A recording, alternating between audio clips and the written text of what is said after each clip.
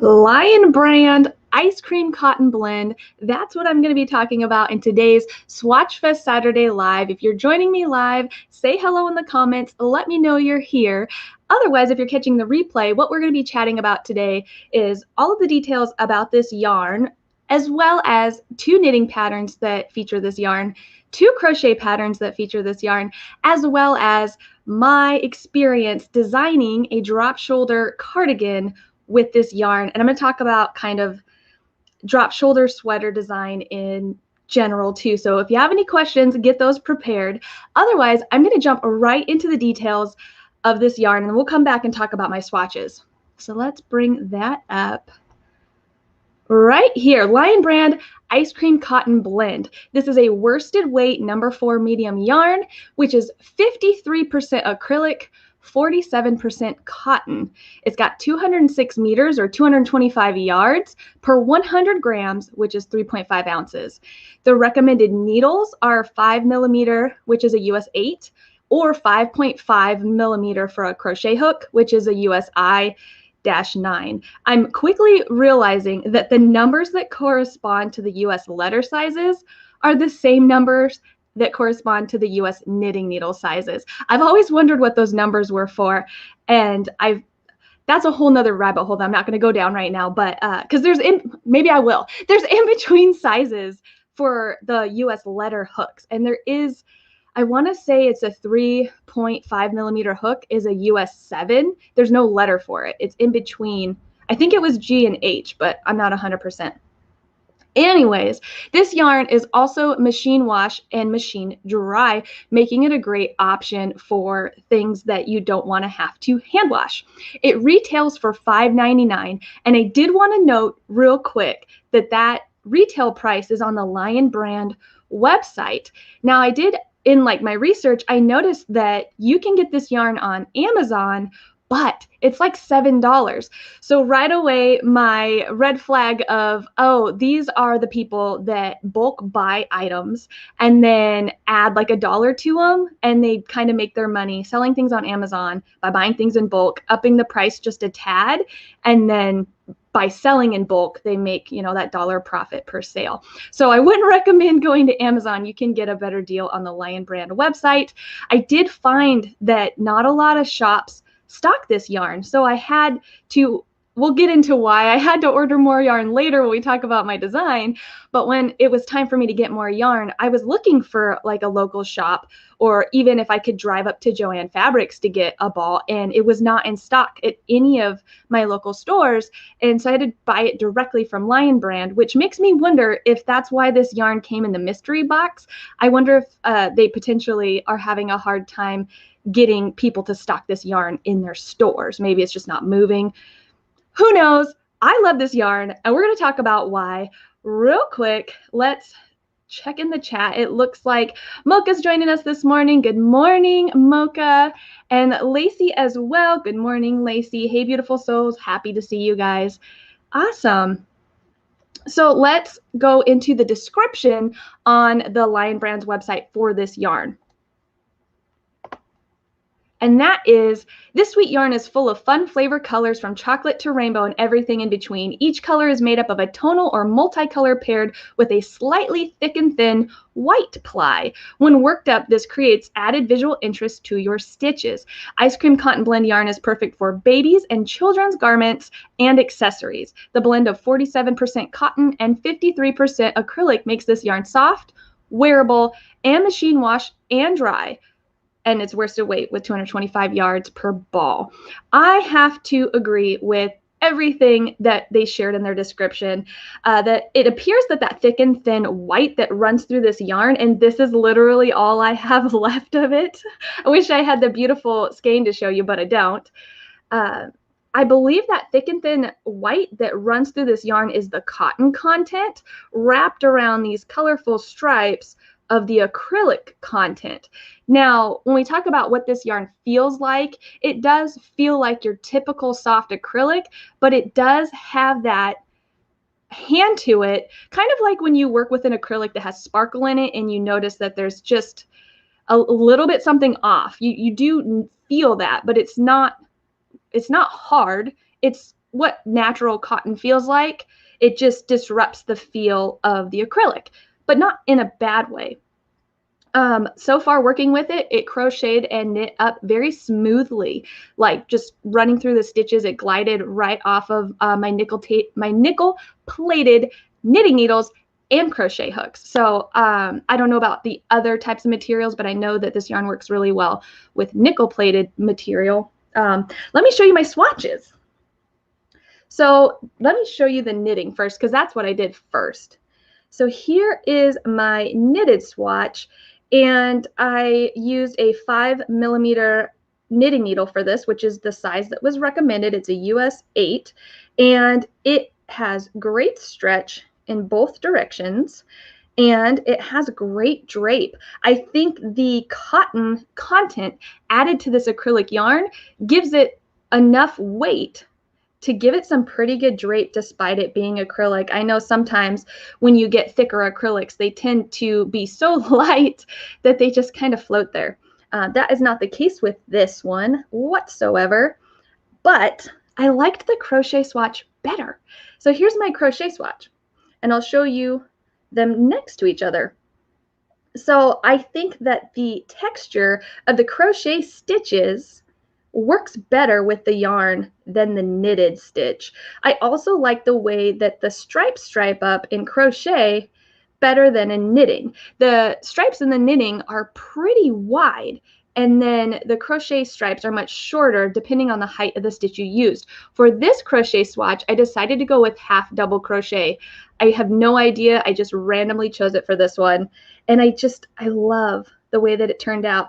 It's got stretch in both directions as well, and really good drape in both directions.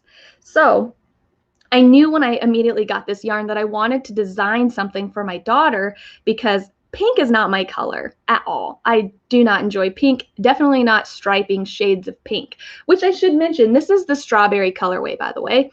There aren't a ton of colors that this yarn comes in, so I think this is the only pink one anyways.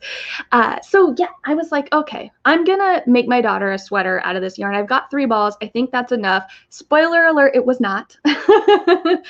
So I thought, why don't we do something fun playing with the stripes? Because this is a self-striping yarn, I thought it would be fun to play with the directions of the sweater, or maybe the stitch patterns of the sweater. So I made this swatch thinking that it would be, you know, maybe I could do a yoke with these stitches and then like a plain body, which is what I did down here. But you can see what happened in my swatch, which is why if you're gonna design your own stuff, I highly, highly, highly recommend swatching. It saves you time and frustration of frogging if you don't like what you get after you've been working on a large size. So I immediately noticed just the change in gauge between this stitch pattern and this stitch pattern. I didn't like the gauge change, and also I didn't like the holes, and also I knew that the body was going to start striping again like this. And so I decided to scrap this idea, and I went with just half double crochet plain, which also is because I've been designing complicated patterns and I have been really enjoying taking a break and doing things that are a little more simple. So I'll get into my crochet design a little bit later, but I want to share some other patterns that have already been designed and are already available that feature this yarn. And Mocha says half double crochet for the win. I know this is her favorite stitch. Double crochet is mine, not necessarily because of the fabric it makes, but when I started crocheting, that was everything I was making was in double crochet. So it's a muscle memory comfort thing for me. But I will say, working on the design for my daughter's sweater in half double crochet with this yarn, I mean, it's just been smooth like butter, and it has flown by. Like I said, I only have this much yarn left because of it. I started it like 2 days ago. I mean, it's flown off my hook. I have really been enjoying working with this yarn and its properties. So let's look at the patterns that I found for this yarn. The very first one that I found is this knit pattern called Seated Arrows Skinny Scarf, and it is a $3 knitting pattern available. I will have all of the links down in the description box below where you can find this yarn, where you can find these patterns, as well as some of the resources I'm going to talk about later.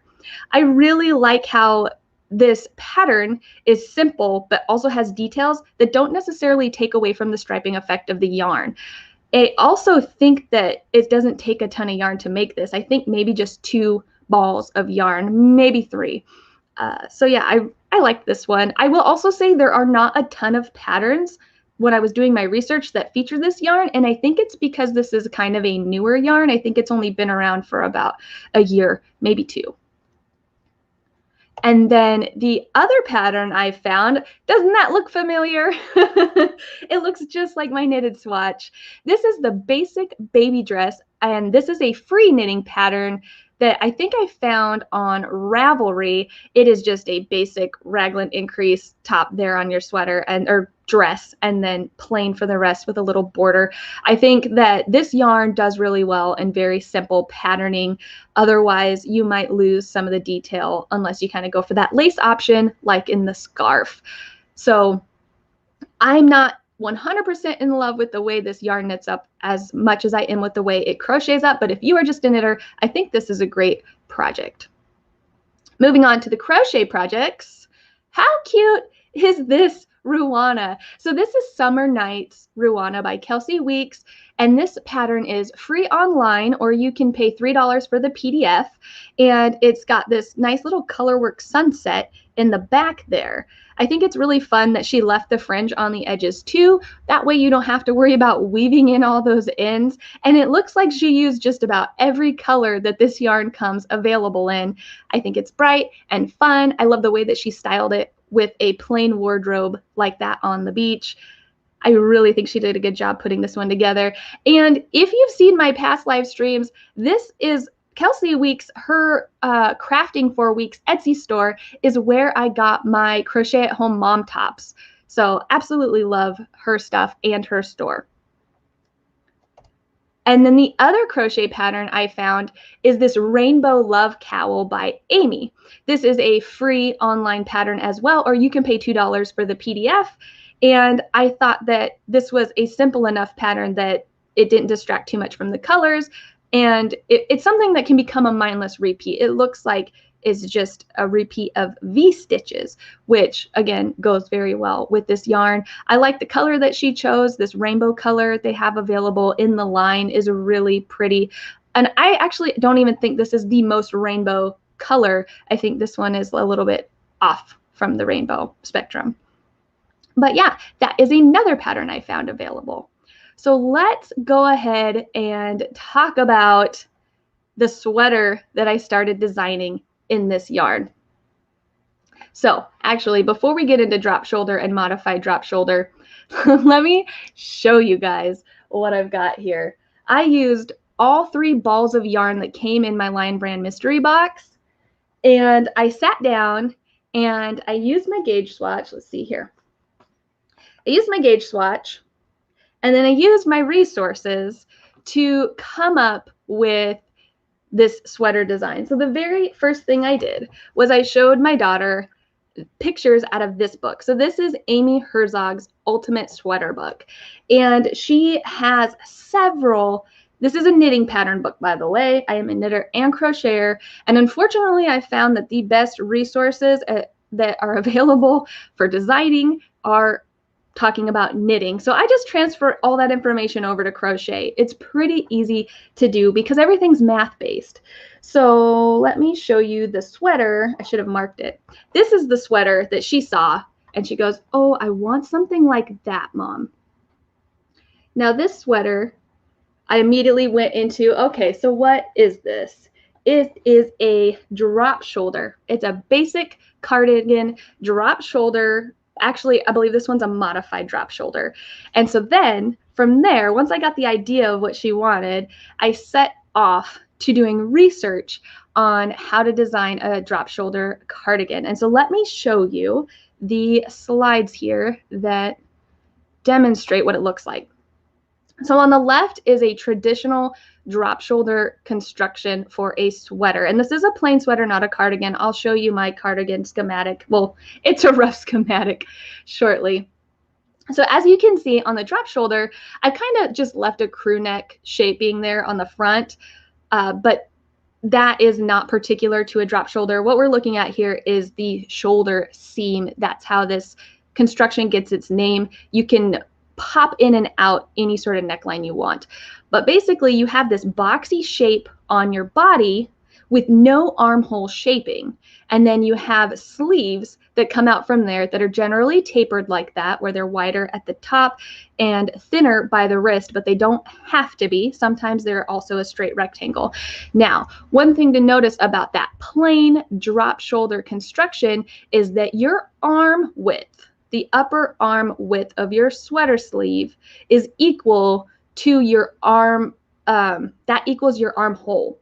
It's, well, times 2, right? The front and the back of your sleeve is the same measurement as the opening for your armhole. So any adjustments to your, also known as arm's eye, I think I'm saying that correctly, arm's eye.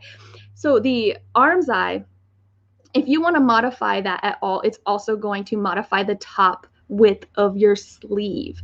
And then, so what people will typically, oh, I'm getting ahead of myself here. So because it goes so boxy and wide, what typically happens is that seam where the body meets the sleeve, it doesn't sit at the top of your shoulder, it drops off the side just a little bit, kind of slouchy like. And depending on how broad or narrow your shoulders are, it will change how deep that seam drops off your shoulder. So one thing that designers can do and have done to eliminate that drop, at least that drastic of a drop, is to do a modified drop shoulder. So you can see in the picture on the right, you do an initial, in knitting it's bind off, but in crochet you either slip stitch over the stitches or just ignore them completely. But you do this initial elimination of stitches just to create that inner notch at the bottom of your arm's eye right there. And then you go straight up. And then when you make your sleeves, your top sleeve width is the entire width from on the front to the back of where that deleted stitches are. And then you can taper on down from there. So you can see it pulls that seam a little bit snugger into your shoulders, which is super important when you're looking at making a cardigan, which Emily wanted a cardigan. I immediately looked at this drop shoulder modification because one of the biggest problems with cardigans that have no shoulder shaping or armhole shaping, and also ones that have seams that fall off the shoulder, is your cardigan keeps falling off your shoulder. And that is something I definitely didn't want her struggling with, especially because she's only 6 years old. I already don't like cardigans that do that. So I wanted to make sure that I could make adjustments to fit this cardigan to her the best way possible, that it won't be falling off. And also, if you guys have any questions as I'm running through this, definitely shout them out. I'm trying to run through my process completely, but sometimes I forget to add things in.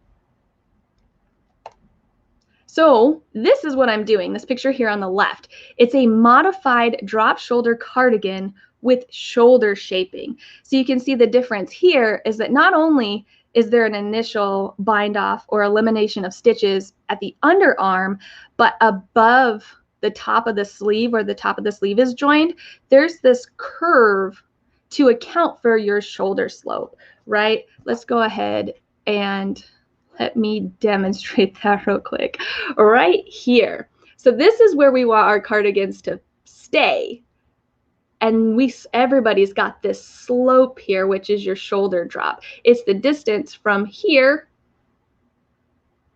to your shoulder, which generally is 1 inch or 2 inches, depending on the size. So let's go back to the schematic here. You'll see that curve up, and that's done with just a little bit of shoulder shaping at the top of the front and left panel, as well as the back panel. And then the other additional lines that I added was some ribbing. I love a little bit of decorative ribbing, and also I wanted to add some buttons so that she had the option of buttoning this shut, although I don't think she's going to be doing that. So let me show you her sweater in progress because I zoomed on this so fast. So here is where 3 balls of yarn got me. So the very first thing I did was make the back panel. Can I even get far enough back? So I made the back panel, and then I made each front panel, which let's see if I can isolate that. Each front panel. So here is that bind off that I was talking about, or just initial elimination of stitches at the armhole. So it's not your full curved armhole that you get like with a set-in sleeve.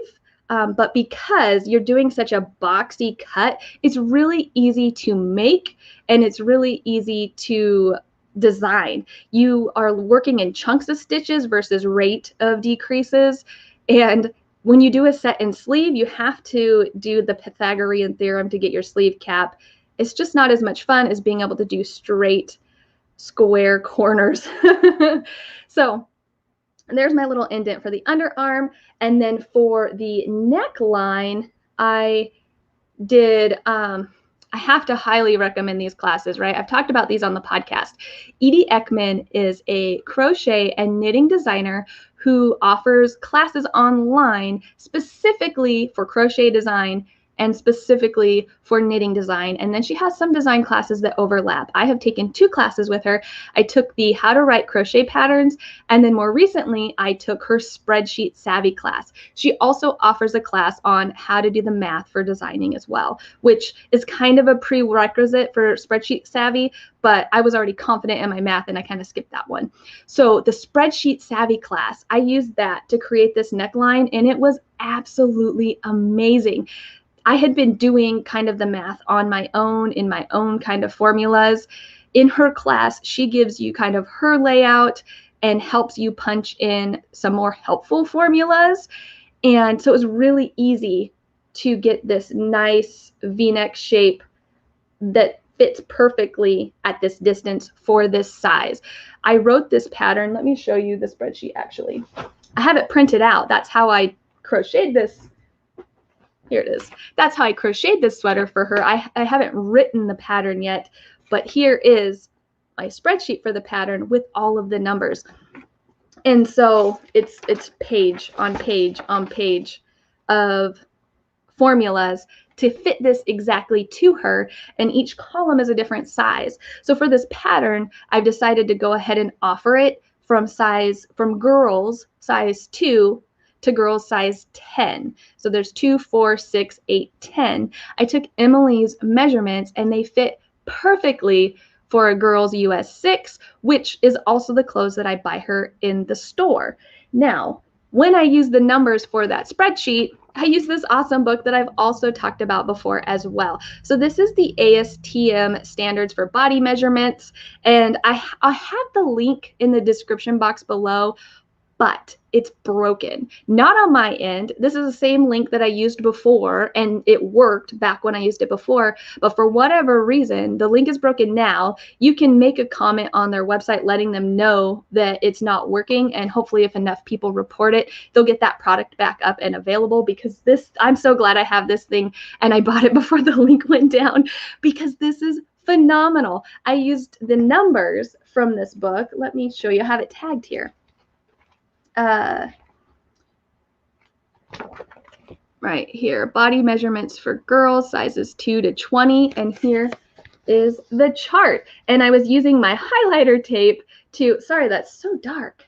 I was using my highlighter tape to highlight the rows as I inputted them into my spreadsheet. And they have every measurement you need, which made this so simple. I had been using the Craft Yarn Council standard measurements in the past, but they're missing measurements that make it difficult to design with. This one has things like arm's eye depth. It's great. Arm's eye girth, even better. So girth in their book is for circumference. And if you're ever wondering what one of the measurements in the chart corresponds to, there are pictures in the book as well. Oops, sorry, I knocked my computer. There are pictures in the book as well that explain where the measurements are taken from and what they refer to them as, because the whole girth thing threw me off for a minute. I'm like, where's the circumference? They just call it girth.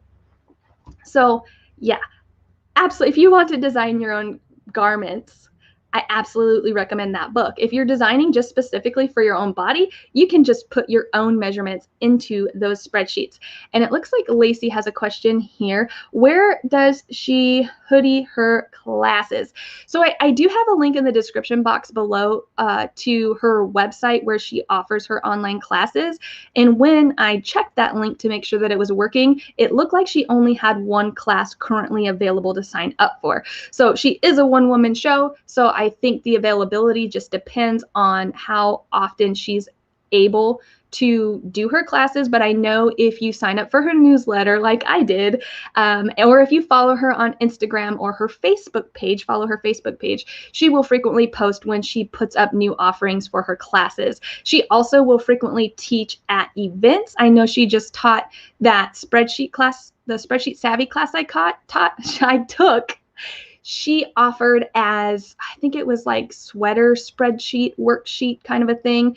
And she added a little bit more information, kind of revamped that class for a Stitches event recently. So it's just one of those things you'll have to follow her and keep an eye out when she offers those classes. They're phenomenal. She knows so much. She's so detailed, and there are handouts and homework. It's just a great experience overall. And there's usually pretty awesome people in the class as well, because you're working with other makers and designers. So yeah, hands down, highly, highly, highly recommend her classes. So back to the cardigan. The shoulder shaping, right? So you can see it right here. Try not to block myself from the microphone.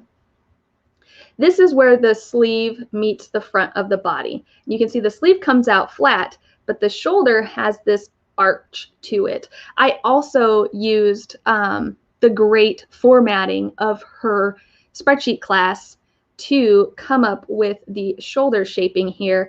And I got a chance to try this on Emily, and it fits like a glove. I'm so excited. This, like, after running all the numbers in the spreadsheet, crocheting this up has been a breeze. It's fitting like a T because I used my own gauge swatch, and I love how this is turning out. Now, the one thing that I was worried about is the fact that the back width is so much wider than the front, that the striping was going to be super, trying to figure out the best way to show this, that the striping was going to be super affected. And it is a little bit, but it's really not that bad. And from the front, you won't see the back. So from the front, you'll see the sleeve and the front. So the sleeve stripes are almost identical to the front stripes, because for this size, it just so happened that at least at the bottom, I've worked this whole thing from the bottom up, at least for the bottom sleeve, it is this almost the same width to start as the front panel. And the front panel decreases, so the striping does change up near the top, and the arm sleeve increases, so it does change just a little bit, but I think it just gives a nice overall interest.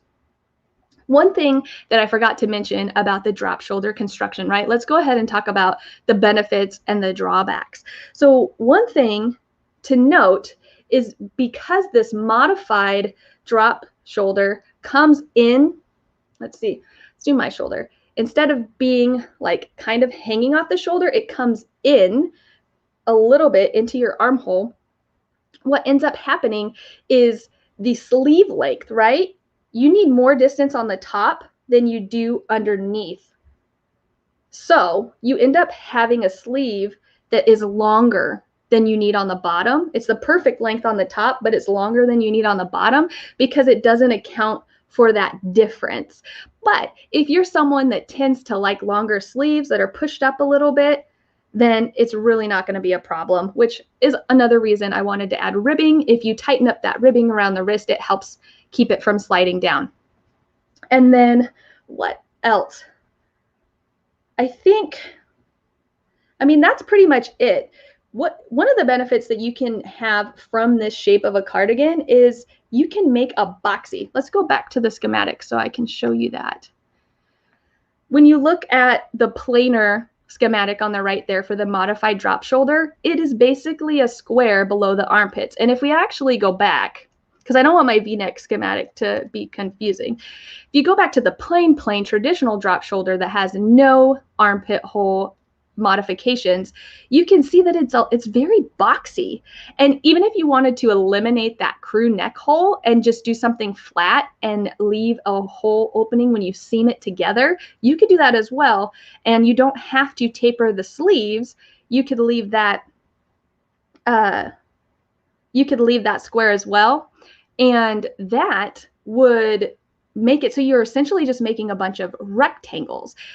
When you do something like that, you would be able to use a complicated stitch pattern throughout without having to worry about disrupting the pattern. Same thing goes for color work or Fair Isle. You could do a nice, fun repeat of 4, make sure your repeat of 4 fits the size that you want to make, and then you're not changing anything at all. So it's very simple to make and design.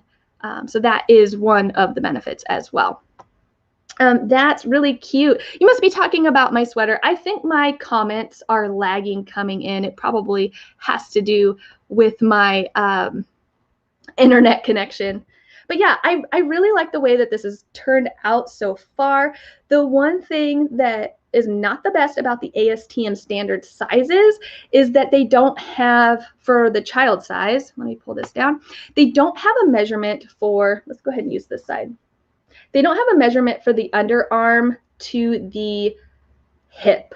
They have the measurement from the underarm to the waist, and then from the waist to the hip seat, which is actually a lot lower than you want your sweaters to hit. So if I wanted to take that off, I would have to start guessing about how many inches to come up from there, which you could do by adding a negative ease into that distance into your pattern. But since this is just for Emily for now, and I do eventually plan to release it as a full pattern after I make this size, test another size, and then run it out to testers. But since this is just for her, I was like, you know what, let's go ahead and use the full underarm to waist plus the waist to hip seat, excuse me, to, let's get some water. Let me know in the comments, guys, have you made a drop shoulder sweater or cardigan? Have you designed one? Do you want to? Let me know. I gotta get my water in this morning. I drank at least 2 cups of coffee, which will leave my mouth pretty dry. And I've been talking for a little while, so. Let's see. Oh, Marquita's joined. Hey, ladies, how cute. Thank you, Marquita. So yeah, anyways, I did the underarm to waist to hip seat, and it does fit just above the bottom of her bum. So it is long, and that's with -1 inch of ribbing. I didn't want to do a ton of ribbing on this child size cardigan because I thought it might just look too bulky if I did like a full 2 inches, which is what I like to do on cardigans for me. Same thing when I shaped the front here. I decided, let's go ahead and pull the schematic up because it's easier for me to show you the schematic than it is for me to show you the sweater. The schematic on the left, that is what I'm doing. So you can see where the ribbing in the center overlaps. So I wanted 1 inch of ribbing on both sides of the front left and the front right panel, but I wanted them to overlap when they closed with buttons. So I added a 1/2 inch, or subtracted a 1/2 inch when I was looking to make my full front panel size. I subtracted a 1/2 inch from the left and a 1/2 inch from the right, which will give you that overlapping 1 inch to make your full bust circumference. So you can see that that's missing on her cardigan because I haven't done the ribbing yet.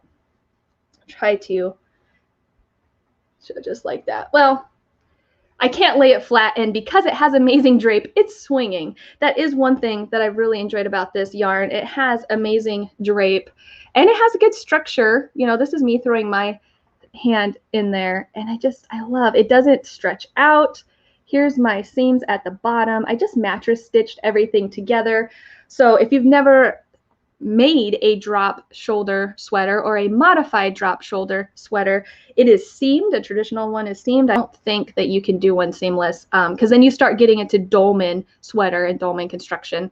So you will end up making your back panels and then your two front panels. And the first thing you do is you seam them together at the shoulder, which I've done for both sides.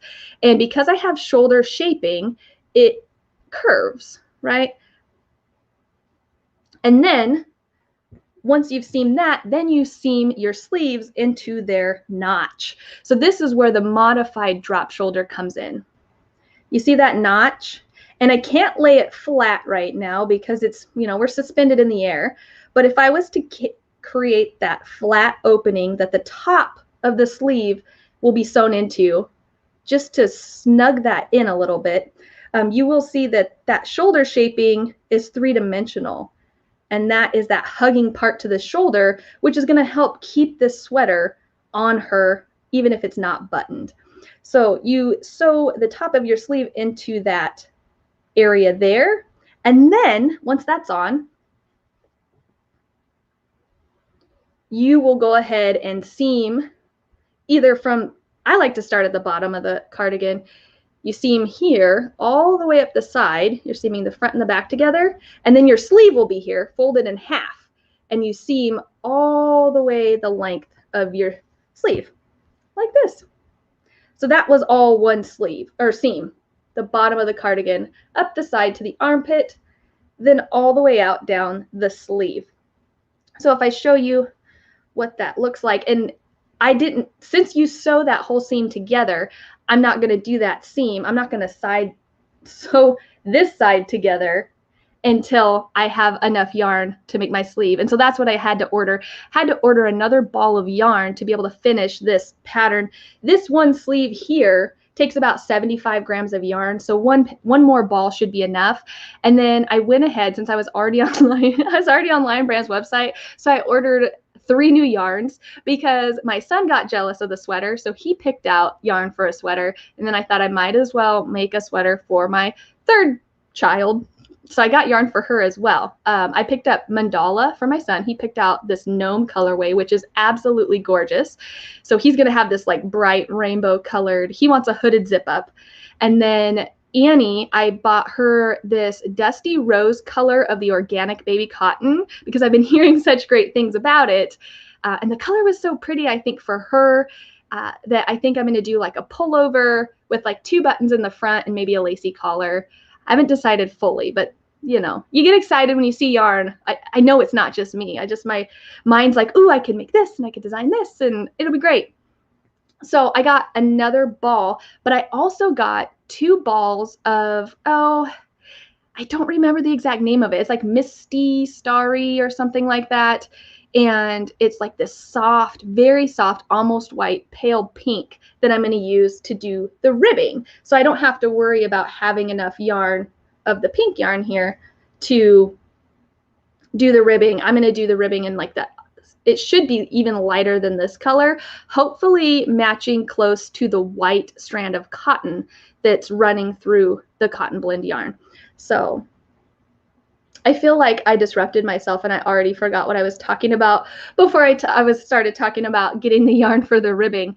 But yeah, I mean, that's pretty much the construction. I'm super excited about it.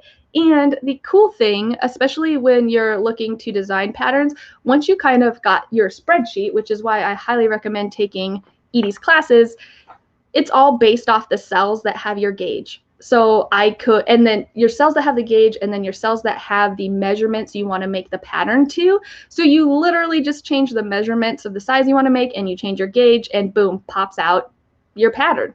So I'm definitely going to be making one of these for myself, probably not in a worsted weight yarn.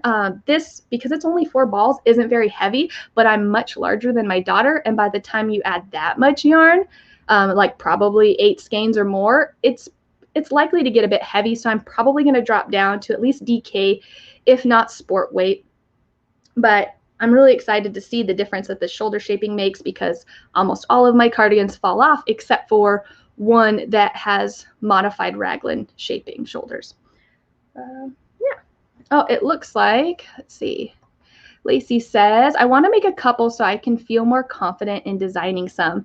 Yeah, I can totally get that. I am someone who kind of just jumps into things instead of being patient. So this is actually my first time making a drop shoulder cardigan, or at least completing one. I've started another sweater that I've been sharing. It's actually sitting right here. I might as well just show it. This is the Nightmare Before Christmas Cardi by Altknots, and it is a traditional drop shoulder. Let me go ahead and take this down. It's a traditional drop shoulder sweater, and so this is my Sally side here, and you can see it's just a straight seam. Her original pattern doesn't taper the sleeves, but because I made my arm's eye depth so deep, I did not want that much fabric down by my arm, so I went ahead and did the math and tapered the sleeve myself. But it is a straight cardigan in the front. There's no V, so there's not as much of a front. But this is my first experience making a drop shoulder cardigan, and I didn't really know that that's what it was until I started making it, and then I started doing some research. So this sweater is really my first time almost completing one, and definitely designing one. So I just I'm a fan of just diving in. I learn best that way, I've found. So let's see. That looks like it is a very, very useful addition to make crochet cardigans much more comfortable and wearable. I wonder if you're talking about the shoulder shaping. I'm like, I put it on her and it fit like a glove, and I wish I could try it on and just see what it feels like, because I was like, oh, you know, seaming is not my favorite thing to do in the world, but if it means a better fitting cardigan, I will do it. Like the seamless yoke sweaters sometimes will have issues with fit because they're seamless, and especially if they don't have any sort of shaping, it's even worse, especially if they're a cardigan. So I'm willing to do some seaming if it's for fit. I can absolutely relate to the excitement when you see yarn. Yeah, it was also one of those things when I was on Lion Brown's website where I was like, okay, I'm going to have to pay for shipping already too. So if I'm going to buy just one ball of yarn to finish the sweater and potentially more to do the ribbing, which I think I ended up grabbing 2 balls to be safe because I can also make a matching hat. I was like, you know what? And then Jack chimed in, you know, I want a sweater. And so I was like, okay, here we go. Let's just go ahead and do it. Then they can all have back to school sweaters. Marquita says, hey, Kim. Oh my God, it is so good. Oh, are you talking about the Nightmare Before Christmas cardigan? Yeah, you know, what I really love about Kayla's patterns is they are very recipe guidelines. So you can easily and they're very basic. They're basic, beginner friendly. That's what she does. Big, quick, basic, beginner friendly patterns. And so that's great if you're somebody who is learning for the first time and not really sure what you're doing. She writes it so that it goes to your measurements and not to your gauge. So you can use any yarn and you really fit it to the measurements that you want it to fit to, which means add some ease into your measurements, because she tells you what measurements to take. Add some ease in the areas you want ease. I forgot to do that, and it's kind of kicked my butt. So you don't normally sew up your sleeves until you're ready to sew up your sides, right? But I already did mine because this whole weird thing happened where I didn't put any extra ease into my shoulder width, which I guess is something I didn't talk about with a drop shoulder cardigan, which measurement you take. So I literally measured shoulder to shoulder and I just went for it. Well, what ends up happening is you seam that together on the sides. And because I had no extra ease, it pulled my fronts away from me. Here, I'll throw it on. So let's go ahead and push you guys back just a little bit. Here we go. So if I am to sew these together on both sides, you can see it's a very open front cardigan. And even if I add ribbing, sorry, I've got all sorts of stuff going on. Even if I added ribbing, it's still like not much of a front to this cardigan. So what I decided to do to modify it instead was add panels. So let's see, right here. This is how much width I'd like to have so that I have some front to my sweater. And then with ribbing, it's going to be perfect. So what I ended up doing was I seamed my sleeves to leave some of my sleeve under my armhole. That way I'm not, otherwise it would just be weird and I don't really know how it would work. Initially I thought, okay, maybe I will just add a ton of ribbing, but I wanted more of these panels in the front. So I was like, you know what, if I just seam up the sleeve, oh, that's what I did. So remember when I showed you here, this armhole opening, this is for a set-in sleeve. For a not a set-in sleeve, a modified drop shoulder, which sets into your shoulder a little bit. That's what I meant when I said set-in. This one does not. It's right on the line here. So what I did instead is I took my sleeve and I centered the center of my sleeve with my top seam between my front and my back panel. And so when you sew those two together, you'll get your full sleeve sewn in. Or maybe, no, I didn't. I left tags on each side. That's what it was. So I measured how much width I wanted from the front to the back for this side panel, and I divided it by 2, and I didn't sew down that much on each side. That's what it was. And I had to visually see it in order to understand how it was going to work. I had to do it. I took pictures of it all, and I'll talk about it more when I record my next podcast so I can fully explain it and show it there. I wasn't really planning on talking about this today, but since it was sitting right here and it is also a drop shoulder cardigan, I figured it was fitting to talk about. So yeah, so I wanted 5 inches of a panel under my arm. So 2.5 on the right of the sleeve and 2.5 on the left of the sleeve. I didn't sew in to the front and back panels. I just started in the center and I put markers there, and then I sewed it, and then I sewed it shut to just make sure that that was going to work. And so far, so good. I don't know if I'm going to love having extra seams along the side panel, but this whole cardigan is so seamed, I really don't think it's going to matter. So yeah, that is my adventures on my other drop shoulder cardigan that I've tried out. A traditional versus the modified. So yeah, I'm so excited about her sweater. Let me catch up in the comments. Let's see. Yes, I was talking about the 3-dimensional shoulder shaping you showed.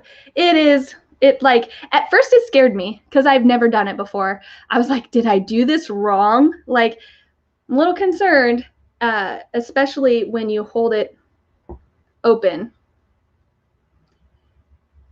When you hold it open and it raises up on you when you're seaming the sleeve into that little carved out notch, I was like, oh my gosh, it's 3-dimensional. Is she gonna have pointy shoulders? But once all the seams were done, you just have to trust it. Once all the seams were done and I put it on her, wow, oh wow. You know, I also should mention that I don't know if you guys can see the difference. This is one shoulder shaping, and this is another. It's a subtle difference, but there is a difference. I decided to try a second technique,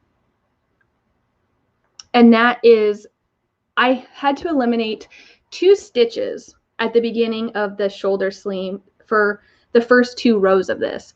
And I did one side by slip stitching them away, and then I did the other side by double crocheting 3 together.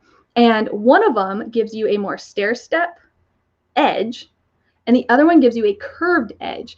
So when you sew the stair-stepped edge, you get a bit more of a straight line, and when you seam the curved edge, you get a little bit more of a curved line. So you're looking at kind of a diagonal versus a curve. I wanted to see how the two were going to interact, not only in the shape of the final piece, in the seaming, as well as the final fit. So I won't know until I finish this whole thing.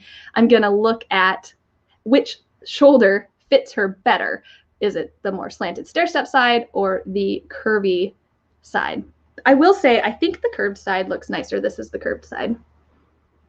It looks very round like you see in sewing patterns. And then the stair-step side, it doesn't look as neat, but it might fit better. I don't know. So it's something I wanted to give a try.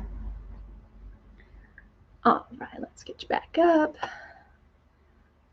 How are you going to add the panels in? Seam them in after you make them, or attach yarn and work them on the project? So I decided to go ahead and make the panels. That's what I was crocheting, waiting for this live to start. I'm going to do a black panel on Jack's side and then a patchwork panel on Sally's side. But I just did the 5 inches that I've measured, and I'm just going to crochet until almost the distance, because this yarn is 95% wool, 5% linen. It's going to grow a little bit when I block it. So it's estimate. I'm going to block it, and then hopefully it fits. I'm not going to weave my ends in case I need to unravel a row or two after blocking. So yeah, I plan to just go ahead and make the rectangle and then sew it into that space I left on the underarm, and then as well as the side of the sweater. Let's see. Oh, sorry. I can't wait till then to ask more questions about the mechanics of the side panel. I am very intrigued. Yeah, it was a very interesting construction, and I'm finding it's kind of hard to explain without extra visuals. And since I wasn't planning on chatting about it, it was a surprise edition. I do not have any visuals to share. But yeah, it was one of those things that I tried to wrap my mind around it in advance, and it just, I was like, I feel like this works in theory, but I can't see it. I need to do this now so I can see it. And it worked, and I'm so excited. I don't know that it's common for patterns to be written like that, but depending on the way that it fits, it might be a fun new way to construct sweaters. Just know that you're going to have extra seams there, which if you're not a fan of seaming, and if you're not a fan of visible seams, because it will be visible, then it may not be something for you, but it would allow some fun things like different colors down the side without doing color work. So, or, ooh, what about, see, this is literally how my brain works. I would love something like full colored in the front and the back, and then stripes down the underarms, like peekaboo stripes. How cute. So yeah, it is something that could be fun and is a designable construction. Yeah, but other than that, unless you guys have any more questions, that is basically what I wanted to share with you guys today. Do you have any questions about the yarn, or any more questions about the drop shoulder or drop shoulder modification? I can actually, if you want, I can run over the basics of the measurements, but I feel like what's nice about these, and especially if we go back to the, not the cardigan, if you're looking at a basic pullover, it's pretty clear what measurements you need to take in order to make this.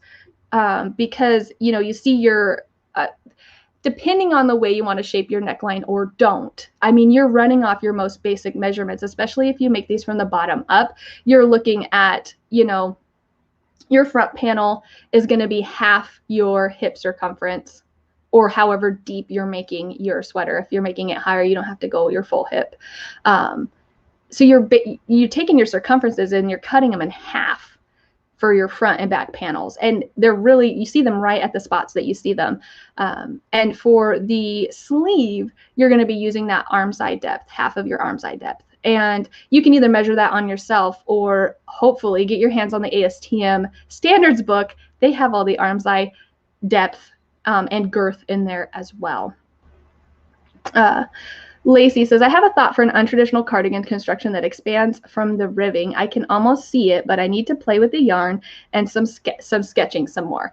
Absolutely. So I think I've showed you already. See, this is why I always see if there's any more questions, because I might forget to mention something. I highly recommend getting a book that has all of the basic sweater constructions in it so that you can match that to your sketch. There are a handful of books that I use. I showed you already the Amy Herzog's Ultimate Sweater book. I know it's for knitting, but it has all of the schematics, and it doesn't have it laid out in terms of math. It has it laid out in terms of stitches, which may be a little difficult for crochet. I also have this Knitting Plus book as well. I like this one because it goes into details about the pros and cons of the fit of each sweater style, as well as the different ways and directions you can design them or make them, as well as I mean, there's several sweater patterns in here too, but there's just a lot of depth and detail that goes into this one. I feel like even more so than this one. This one is almost like if you want to fit a custom sweater to yourself. This one is like if you want to design sweaters for yourself and other people. And then there's one more. I have to move you guys to get to it because it's under my computer. So dizzy alert. Here we go. This one. This is the Vogue Knitting, the Ultimate Knitting book. And this one, again, they're all knitting resources. If you know of a crochet research, shout it out, DM me. I have not found a single resource for designing garments in crochet. There's definitely a market. If there's any experienced designers, get on it, because I think that people would buy that book so fast. Because I really do have to rely on my knitting resources. This book has all of the math that you need to design those patterns. So if you don't feel comfortable figuring out yourself, it takes you step by step. You need this measurement, which is this many stitches, and you take it and you divide it by this, and then you add this and subtract this, or you times this. And it also shows you how to sketch your patterns on graph paper. So that is something I haven't done. I haven't felt the need to. I definitely sketch out my schematics, like the schematics that I've showed you. But if you start to do things that are a little unusual and you want to see if it works, you can start using graph paper to do that. I have a thought for right here. Remember the question I asked you a while back about the cropped lacy cardi I made? I am so curious if that 3D shoulder would solve the chest problem and also the front panels to sit even with back. Okay. The 3D shoulder would solve the chest problem. So with the shoulder shaping, I don't think that's going to affect your bust at all. Solve the chest.